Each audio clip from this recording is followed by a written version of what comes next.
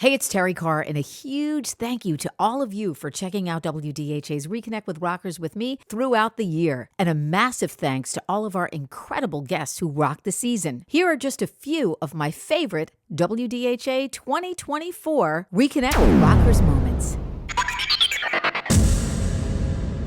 It is all of those things. It's a very real, tangible song that talks about the affirmation of love and the struggle that we have to go through to find love, to find true love. You know, it's a hard thing, isn't it? Love is this thing that you've got to keep working at. You've got to keep needing it. You've got to keep saying to the person that you love, "I love you." You know, every time when Thomas and I go to bed, I go, "I love you." We've been saying that to each other for 300 years. So that part of the love message in this metal song, and it is a metal song, is important. Yeah, we can have those big emotional metal community group loves because we're the same as everybody else in that respect, you know. So what I do like about the song is that let your voices fly, and this feeling of unity and caring for each other and just being aware of where we are in our friendships, in our relationships, whatever they might be. It really is holding the horns up in the shape of a crown. I attribute it to great songs. I think that a band will have a very long-lasting career, and I don't care who it is, even now. You've got to have great songs that people want to come out and constantly come back and hear. There's very few of us bands of our era that's still left. The Rolling Stones, AC/DC, us. I hear that Aerosmith now has decided that they're going to quit. There's very few bands anymore. But along with those bands comes decades and decades, generations of great songs.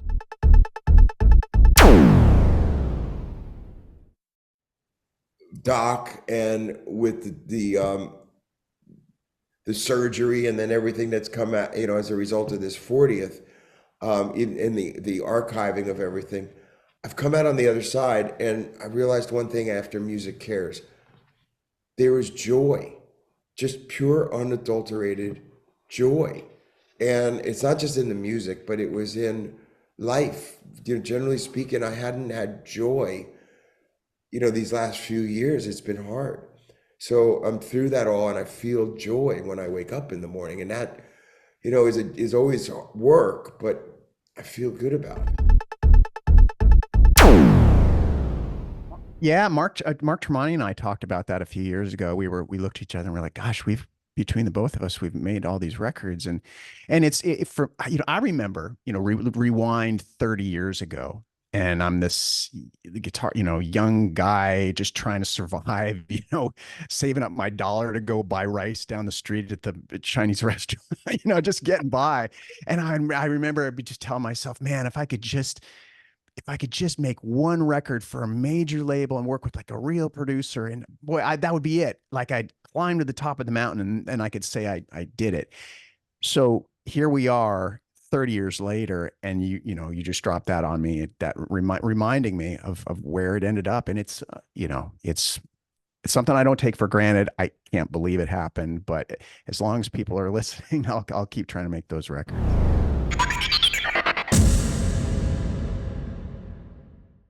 It was a huge influence on me coming up. It's funny you mentioned the Lemon Song thing, because that was actually my introduction to Killing Floor as well.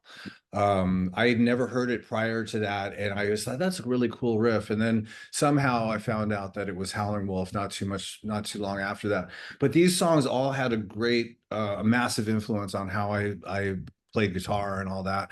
So I just wanted to do it for the fun of it. I feel bad now, but I didn't even think about how it was introducing it to another generation of kids that might not have heard it before.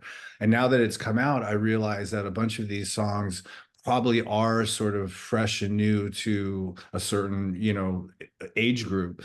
And that's really cool, because I think the legacy of these songs to continue forever is super, super important. I mean, it really was just kind of like therapy sessions in my basement. And to be honest, that thankfully, you know, still a decade later, that's what it is. You know, I go into my studio or wherever I'm at and just kind of write songs about what I am exactly going through at that moment. And it's been interesting. It's really cool to have this, like, every 2 years I can look back on this record or whatever, you know, whatever one I'm listening to, and I just remember exactly what I felt like when I was writing whatever that song is, or, you know, tracking it or mixing it or whatever it may be. It's a really good way for me to kind of keep the present in perspective.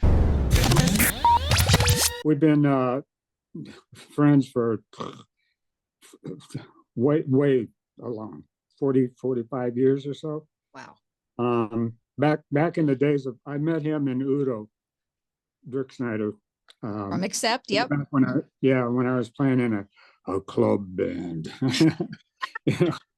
And yeah, so it was cool. I mean, you know, Accept was looking for another guitar player, and they considered me, right?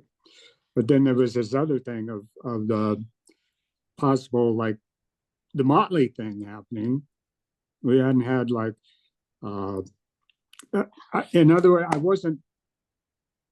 was in the middle of two decisions, you know, so I was like, I better do this. I don't know if I'm ready to live in Germany or not. So Yeah, right. But not to be a mean guy or anything. But, Right. No, you wanted to go to be in California if you could. Why not? yeah, well, so yeah, I chose, you know, the way I did. So Yeah. yeah, but we go way back, you know, good memories.